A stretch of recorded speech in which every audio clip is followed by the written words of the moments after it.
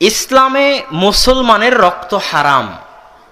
আমার মুসলিম ভাইয়ের রক্ত আমার উপর হারাম, তার টাকা পয়সা আমার উপর হারাম, তার মান সম্মান আমার উপর হারাম। কেমন হারাম?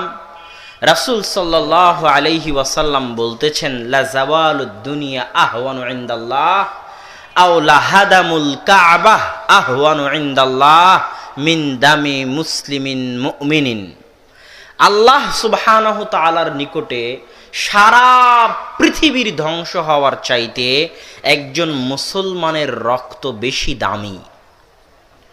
শুধু তাই নয়, রাসূল সাল্লাল্লাহু আলাইহি ওয়াসাল্লাম বলছেন, আল্লাহ সুবহানাহু তাআলার নিকটে কাবা ঘর ধ্বংস হওয়ার চাইতে একজন মুসলমানের রক্তের মূল্য দামি।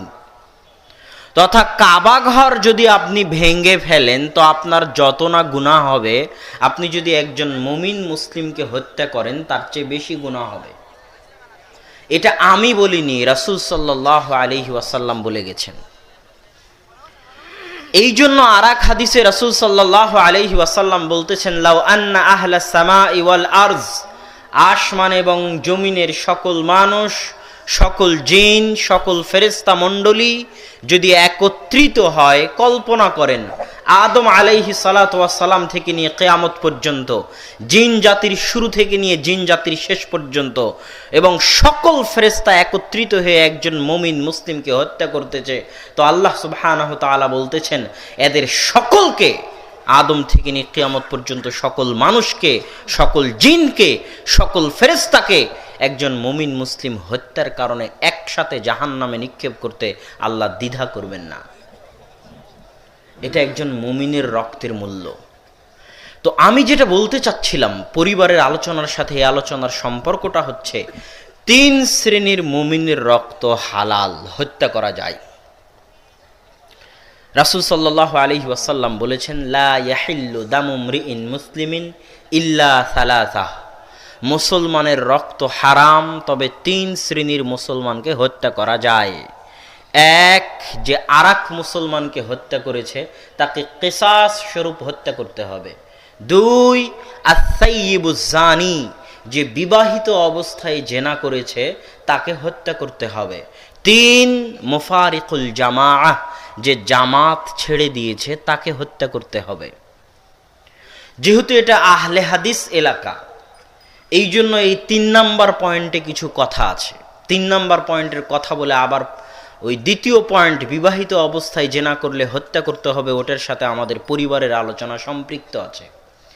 তো 3 নাম্বার পয়েন্ট হচ্ছে মুফারিকুল জামাআহ, জামাত যে ছেড়ে দিবে তাকে হত্যা করতে হবে। আমি আজকে তাবলিগ জামাত করতাম, কালকে ছেড়ে দিলাম, তাহলে কি আমাকে হত্যা করতে হবে? আমি আজকে জামাত ইসলাম করতাম, আজকে জামাত ইসলাম ছেড়ে দিলাম, তাহলে কি আমাকে হত্যা করতে হবে? এটা আপনার সাধারণ বিবেকে বলতেছে হত্যা করতে হবে না। কিন্তু আপনি যান, জামাতে ইসলামের বই নেন, তাবলিগ জামাতের বই নেন, তাদের জামাতবদ্ধ জীবনযাপনের বইয়ে দেখবেন যে তাদের ওই তাবলিগ জামাতের সাথে সম্পৃক্ত থাকাকে তারা বলতেছে জামাতের সাথে সম্পৃক্ত থাকা। জামাতে ইসলামের সাথে সম্পৃক্ত থাকাকে তারা বলতেছে জামাতের সাথে সম্পৃক্ত থাকা। আল্লাহ রাসূল বলেছেন, আমুরুকুম বিখামসিন, আমি তোমাকে 5টি বিষয়ের নির্দেশ দিচ্ছি, তার মধ্যে একটা হচ্ছে বিল জামাআহ, জামাতবদ্ধ জীবন যাপন করবে। জেনে রাখো, মান ফারাকাল জামাআহ কিদা শিবিরিন, যে ব্যক্তি জামাত থেকে 1 বিঘত পরিমাণ দূরে চলে গেল, তার কাঁধ থেকে তার কাঁধ থেকে ইসলাম দূরে সরে গেল। ওমান দাআ বিদাওয়াল জাহিলিয়াহ, আর যে জাহিলিয়াতের দিকে ডাকে, ফাহুয়া মিন জুসা জাহান্নাম, সে জাহান্নামের কীট, জাহান্নামের খড়, জাহান্নামের আগুন প্রজ্বলিত করার কাঠ। এই কঠিন হাদিস যে জামাতবদ্ধ জীবন যাপন করতে হবে এবং যে জামাত থেকে বিচ্ছিন্ন হয়ে যাবে, 1 বিঘত পরিমাণ দূরে চলে যাবে, সে ইসলাম থেকে বের হয়ে গেল। আর আল্লাহ রাসূল বলছে যে জামাত ছেড়ে দিল তাকে হত্যা করতে হবে। তাদের বইগুলো খুলে দেখবেন এই হাদিসগুলো তারা নিজ দলের জন্য ব্যবহার করেছে, যে তাদের দলের সাথে সম্পৃক্ত থাকা মানে হচ্ছে জামাতবদ্ধ জীবন যাপন করা। তার মানে আমি যদি আজ জামাত ইসলাম করি, কাল ছেড়ে দিই, তাহলে আমাকে হত্যা করতে হবে তাদের দাবি অনুযায়ী। আমি যদি আজ তাবলিগ জামাত করি, কাল তাবলিগ জামাত ছেড়ে দিই, তাহলে আমাকে হত্যা করতে হবে তাদের দাবি অনুযায়ী। কেননা এই হাদিসগুলোকে তারা সেই ক্ষেত্রে ব্যবহার করেছে। আমি জানি না আপনারা আমার আলোচনা বুঝতেছেন কিনা। আলোচনা কি বোঝা যায়? তাহলে জামাতের সঠিক অর্থ কি? আমি বহু জায়গায় বলেছি যে আসমানের নিচে জমিনের উপরে যে হাদিসগুলো মাজলুম, যে হাদিসগুলোর উপর মানুষ অত্যাচার করেছে, যে হাদিসগুলোর অর্থ মানুষ যুগে যুগে বিকৃত করেছে, সেই হাদিসগুলোর মধ্যে একটা হাদিস হচ্ছে জামাতবদ্ধ জীবনযাপনের হাদিস। তাহলে জামাতবদ্ধ জীবনযাপন মানে কি? এবার আপনার সাথে আর 1 মিনিট শুনেন। আবু বকর রাদিয়াল্লাহু তাআলা আনহুর যুগে যখন তিনি রাসূল সাল্লাল্লাহু আলাইহি ওয়াসাল্লামের মৃত্যুর পরে খেলাফতের দায়িত্ব গ্রহণ করলেন, তখন একদল মানুষ যাকাত দিতে অস্বীকার করলো। তো আবু বকর রাদিয়াল্লাহু তাআলা আনহু বলছে, ওয়াল্লাহি লা উকাতিলান্নাহুম, আল্লাহর কসম যারা যাকাত দিবে না বা যারা যাকাত দিতে চাচ্ছে না, আমি আবু বকর তাদের বিরুদ্ধে যুদ্ধ করব। তখন ওমর রাদিয়াল্লাহু তাআলা আনহু বলছেন, কাইফা তুকাতিলুনাহুম, হে আবু বকর আপনি কিভাবে তাদের বিরুদ্ধে যুদ্ধ করবেন, অথচ তারা সাক্ষী দিয়েছে যে আল্লাহ ব্যতীত কোনো মাবুদ নেই এবং মুহাম্মদ সাল্লাল্লাহু আলাইহি ওয়াসাল্লাম আল্লাহর রাসূল। আর যে ব্যক্তি এই সাক্ষ্য দিবে সে মুসলিম, আর মুসলিমের রক্ত হারাম, আপনি মুসলিমকে হত্যা করতে পারেন না, তাহলে যাকাত অস্বীকারীকে আপনি কিভাবে হত্যা করবেন হে আবু বকর রাদিয়াল্লাহু তাআলা আনহু? তখন আবু বকর রাদিয়াল্লাহু তাআলা আনহু বলছেন, শোনো ওমর, ওয়াল্লাহি লাউ মানাউনি ইকালান ইউআদ্দুনাহু ইলা রাসূলিল্লাহ, তারা শোনো ওমর, আমি তো তাদের বিরুদ্ধে যুদ্ধ করবই করব যদি দেখি যে যারা আল্লাহর রাসূলের যুগে যাকাত দিতে এসে উট গরু ছাগলের সাথে উট গরু ছাগলের রশিও দিয়েছে যাকাত হিসেবে, ওই উট গরু ছাগল ছেড়ে গেছে রশি সহ, রশি ফিরিয়ে নিয়ে যায়নি, খেজুর গম ধান চাল ওসর দিতে এসে যে বস্তায় করে নিয়ে এসেছিল ওই বস্তাটাও রেখে গেছে, নিয়ে যায়নি।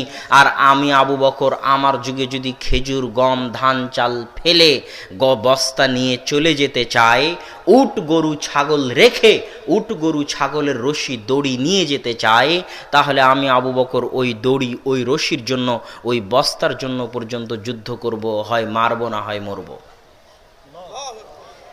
এখন যারা সচেতন শ্রোতা আছেন তাদের কাছে আমার জিজ্ঞাসা, যদি আমার এই আলোচনা আগে শুনে থাকেন তাহলে তো বলতে পারবেন, আর যদি আগে শুনে না থাকেন আজকে প্রথম শুনতেছেন, তাহলে আপনার মেধার পরীক্ষা হবে যে আপনি মাদ্রাসার ছাত্র হলে কেমন ফকিহ হতে পারতেন। কথা মনে হয় বুঝাতে পারিনি। এখন যে প্রশ্ন করবো এই প্রশ্নের উত্তর দিতে পারলে আপনি নিজে নিজে বুঝতে পারবেন যে আপনি যদি মাদ্রাসার ছাত্র হতেন তাহলে জীবনে আপনার ভালো ফকিহ হওয়ার সম্ভাবনা ছিল। সেটা কি? সেটা হচ্ছে আবু বকর রাদিয়াল্লাহু তাআলা আনহু তাদেরকে মুসলিম হওয়ার পরেও কেন হত্যা করতেছেন?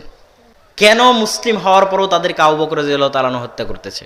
জি, জামাত পরিত্যাগ করে দিয়েছে তারা, মুফারিকুল জামাআহ, জামাত ছেড়ে দিয়েছে। ওই যে আল্লাহ রাসূল বলেছে যে জামাত ছেড়ে দিবে সে ইসলাম থেকে বের হয়ে গেল, যে জামাত ছেড়ে দিবে তাকে হত্যা করা যাবে। জামাত মানে ইসলামী খেলাফতের খলিফার অধীনস্থ, তার যে কোনো ন্যায় আদেশ, অন্যায় আদেশ নয়, যে কোনো ন্যায় আদেশ আমি এবং আপনি মানতে বাধ্য। ওয়াইন জারাবা, যদিও সে আপনাকে পিটায়, যদিও সে আপনার উপর জুলুম করে। সহিহ মুসলিম খুলে দেখেন, কিতাবুল ইমারাহ, ইমারাত অধ্যায় সহিহ মুসলিম। আমিরের যে আনুগত্য করতে হবে এ মর্মে শত শত শতাধিক হাদিস ইমাম মুসলিম রাহিমাহুল্লাহ সেখানে পেশ করেছেন, বহু হাদিস। ওগুলো সবই হচ্ছে রাষ্ট্রীয় ক্ষমতার খলিফার আদেশ নির্দেশ। যদি ন্যায় হয় তাহলে আমি আপনি মানতে বাধ্য, যদি না মানি, যদি বিদ্রোহ করি তাহলে আমি খারিজি। খারিজি মানে যে বের হয়ে গেছে। কি থেকে বের হয়ে গেছে? আনিল জামা, জামাত থেকে বের হয়ে গেছে, সে খারিজি। কথা কি আমার স্পষ্ট? ঠিক ইসলামী খেলাফতের পরবর্তীতে যারা বৈধ শাসক তাদের বিরুদ্ধেও তাদের নাসিহা করা যাবে, কিন্তু তাদের বিরুদ্ধে অস্ত্র উত্তোলন করা যাবে না, তাদের বিরুদ্ধে বিদ্রোহ করা যাবে না। যদি কেউ বিদ্রোহ করে, অস্ত্র উত্তোলন করে, তাহলে সে খারিজি। কি থেকে খারিজি? কি থেকে বের হয়ে গেল? জামাত থেকে বের হয়ে গেল।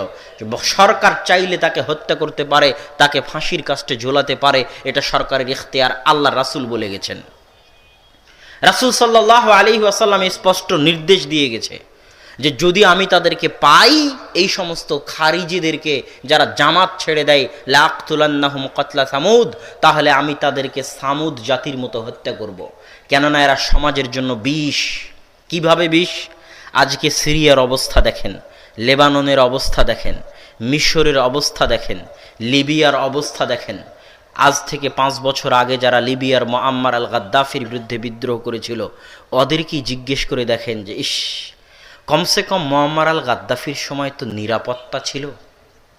আজকে যে আপনি এখানে বক্তব্য শুনতে এসেছেন, আপনার বাড়িতে আপনার বউকে কেউ ধর্ষণ করবে এই আশঙ্কা আছে নাকি? এতটুকু তো নিরাপত্তা ছিল মুআম্মার আল গাদ্দাফির সময়। সমাজে তো চলতে পারতাম, জান মাল ইজ্জত, নারী পুরুষ বউ বেটি সবার জীবন ইজ্জতের নিরাপত্তা তো ছিল। আজকে মুআম্মার আল গাদ্দাফির বিরুদ্ধে বিদ্রোহ করে সেই নিরাপত্তাটুকু হারিয়ে ফেলেছি। আজকে লিবিয়ার কোনো কোনায় কারো নিরাপত্তা নেই। আজকে সিরিয়ার কোনো ইঞ্চি মাটিতে মুসলমানের দেশে, 90% মুসলমানের দেশে আরেক মুসলমান নিরাপদ নয়। কেন বলেন তো? তারা বিদ্রোহ করেছিল তাদের নিজের সরকারের বিরুদ্ধে। এই বিদ্রোহের আগুনে তারা জ্বলতেছে, ধ্বংস হয়ে গেছে। এই জন্য এটা অনেক ভয়ঙ্কর জিনিস, ভয়াবহ জিনিস।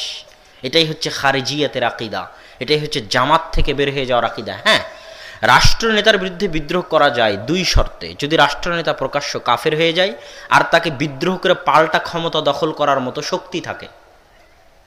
কেননা পাল্টা ক্ষমতা দখল করার মতো শক্তি না থাকলে নিরাপত্তা বাস্তবায়ন করা যাবে না, যুদ্ধ চলতেই থাকবে, গৃহযুদ্ধ।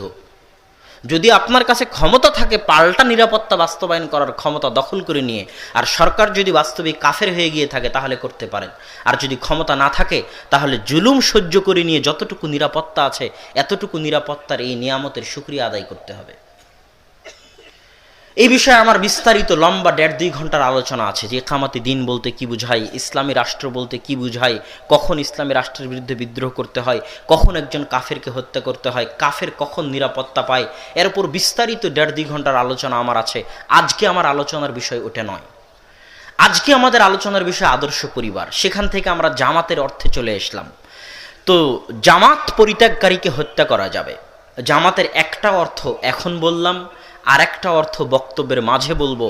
যারা মেধাবী, যারা বুদ্ধিমান তারা তখন ধরে নেবেন যে এটা জামাতের দ্বিতীয় অর্থ, এবং আমিও স্পষ্ট করে দেব ইনশাআল্লাহ। বলছিলাম রাসূল সাল্লাল্লাহু আলাইহি ওয়াসাল্লাম বলেছেন 3 শ্রেণীর মুসলমানকে হত্যা করা যাবে, কিন্তু আল্লাহ রাসূল বলেননি কিভাবে হত্যা করতে হবে। যে আমি আপনাকে হত্যা করেছি, এখন সরকার আমাকে হত্যা করবে, ফাঁসি দিয়েও হত্যা করতে পারে, শুলি দিয়েও হত্যা করতে পারে, গুলি করেও হত্যা করতে পারে, তরবারি চালিয়েও হত্যা করতে পারে। যেটাতে আমি দ্রুত মারা যাব, কষ্ট কম হবে, সেটারই ব্যবস্থা করা উচিত। এটাই ইসলাম বলে থাকে।